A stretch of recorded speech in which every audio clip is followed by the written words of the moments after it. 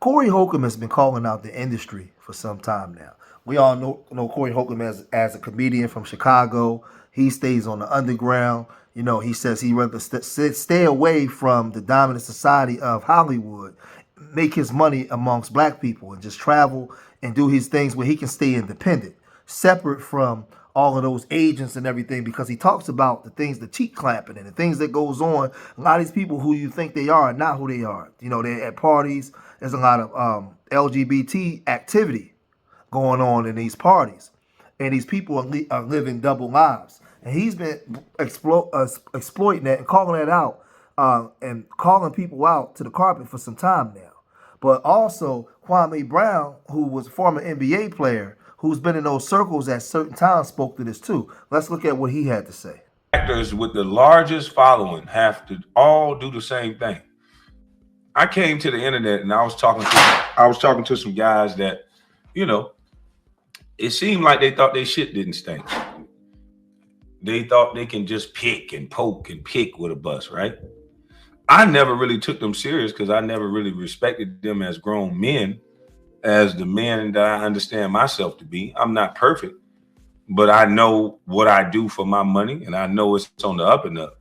I know I ain't got to kiss no ass. I know I ain't got to smile in these fake ass groups that I'm not friends with. I know I ain't got to go to them parties. I'm the first one was telling them niggas, well, I ain't the first one, but when I started arguing with all of the people that's in the mainstream, I was telling them, nigga, you got to go to them parties, nigga. You got to pay the lay. You got to do this. You got to do that. And most celebrities do. Yeah, I don't want to be no celebrity. Most celebrities got to come up to a girl and buy her a car to get a number. While the hood niggas just say, what's up, bitch? Get in the car. But let's get back on Corey Holcomb, because Corey Holcomb, as I said, been talking about this for a long time, as to why he don't like agents, as to why he don't like these executives, as to why he doesn't like certain comedians and entertainers to be around him.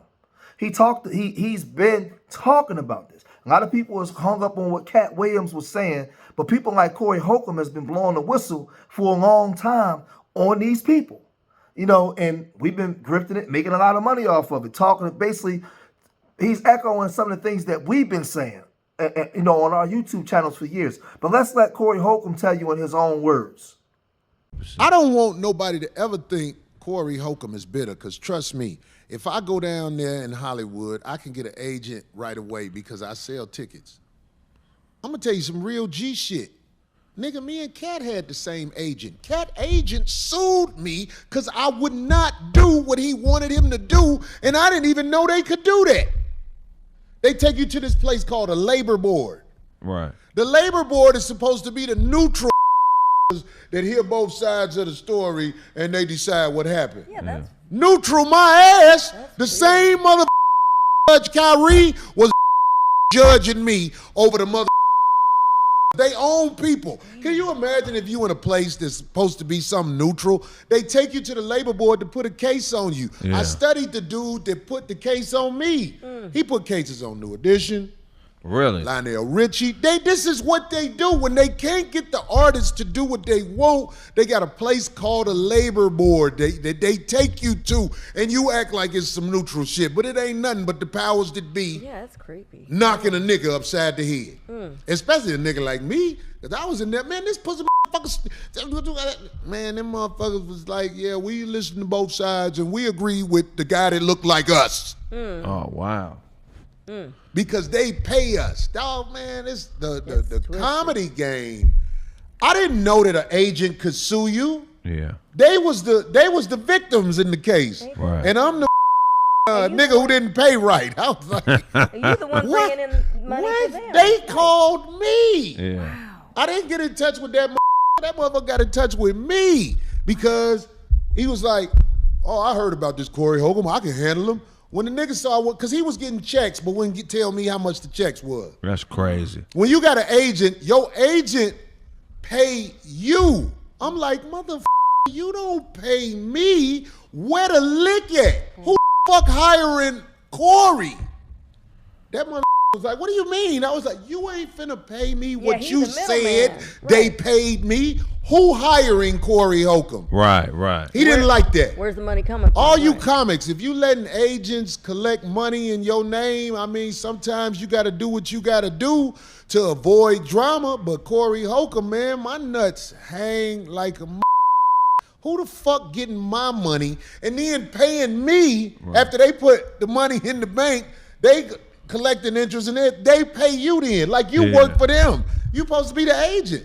The you talking about? That's wild. That's how it going. Now I want to swing this over to Tariq Nasheed, because Tariq Nasheed, he chimed in and he spoke on Cat Williams, and he talked about why Cat Williams was able to be successful and not being part of the Diamond Society in those movies and doing all those things. He's able to call them out but still survive and still survive, right? He broke that down and he spoke to it. Let's listen to what Tariq Nasheed had to say, and then we'll come right back.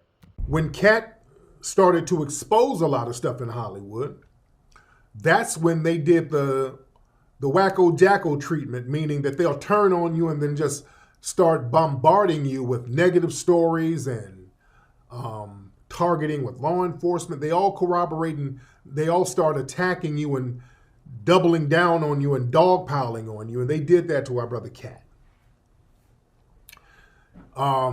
He got a ton of negative press. They were doing things where they were trying to take his kids away from him. Y'all remember this stuff? They were going after the brother, man, heavy. Early 2000s, they were going after Cat very, very heavily. Yeah?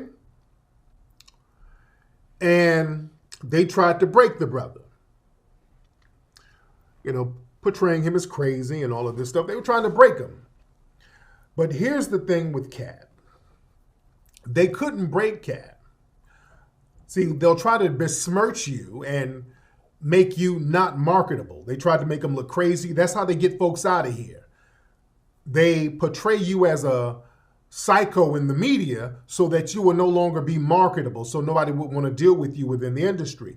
The thing is, Cat Williams always understood how to stay grounded with the grassroots. He never allowed himself to get strayed away from the grassroots like a lot of other comedians do. A lot of comedians, once they get in there, they ain't thinking about the grassroots. They're running around those Hollywood circles, and that's what it is. He mentioned something about the black grassroots. The black grassroots is staying with your people and building things where you have legs to stand on, right? You don't have to sell out to them. You can still travel and make money. You don't have to be in their movies. You don't have to be under their contracts. You can be independent and still make a lot of money, because black people do support. If you put out a good product, yeah, you're on time, you're decent, you're funny, you can make a lot of money with your own people, but you have to believe it. You have to believe in your people. You have to support your people. You have to support your own. And certain people like Corey Holcombs and the Cat Williams, they stay home amongst their people. So he's strong in the black grassroots where he can tour and still sell out shows, and thousands of black people flock to see him, right? All the time. He never abandoned, when he made it to a certain level, the black grassroots. And that's why he can go on to Shannon Sharp and speak the way that he speaks and still garner the attention from the people. Because the people still feel like they have a connection to him, unlike other people. But let's check out what Snoop Dogg even had to say, and then we'll come right back. The story, the commentator. I want to know what you said no to. What I said, I'm sure it's so much.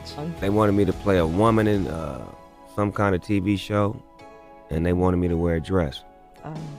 So I was like, Nope. Next rapper. Some of the information that they shoot my grandkids ain't right. And some of the teaching and the information, it's just not within the guidelines of the way I want kids to learn and the way that they should be taught. What you mean? What are they learning? Where are they getting it from? You watch the world, you looking out there, you seeing what I'm seeing. Now I want to get back to our community. And the one thing that keeps us messed up is we believe that we can't support each other. We believe in our actions, not our words, but in our actions, that everything that the Diamond Society has said about us is true. We're incapable of working with each other. We're incapable of completing projects that we built that our people can benefit from. These are the things that we actually believe. We have whole communities that we don't own nothing in. We have home ownership. Most of us don't own the homes. We're guests in our own communities. So we actually, through our actions, are showing these people that we agree with what they said about us, right?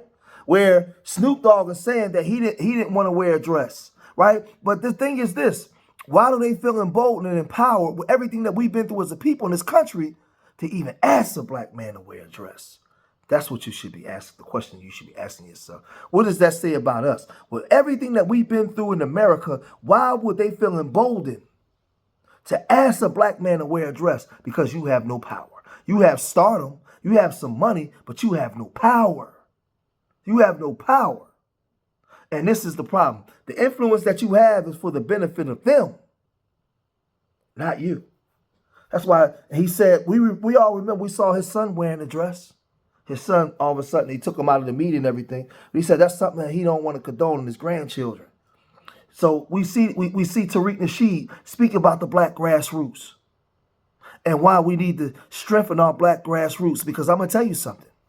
Your disdain and hatred for each other that you display all on social media and before the world supersedes any argument you have towards WS. I'm going to say it again. Your hatred and disdain that you have for each other, all online and all before the world in your communities, supersedes any arguments that you have before about white supremacy or WS, because you're doing it in front of the world, and the world sees that you don't love and respect each other. You don't respect the grassroots. You willing to put on the dress and sell out your own people. So why would they be sensitive to any of our plights? You still need allies in order to get things done out here. And we don't have many allies because in front of the world, we don't support each other. We support, why is there so much cheek clapping going on in Hollywood? Because you rather give up your dignity to be a star than support your own people and stay in your black grassroots and build it up to have power. This is what we've fallen to, and this is where we're at as a people, man. It's sad, but it is what it is.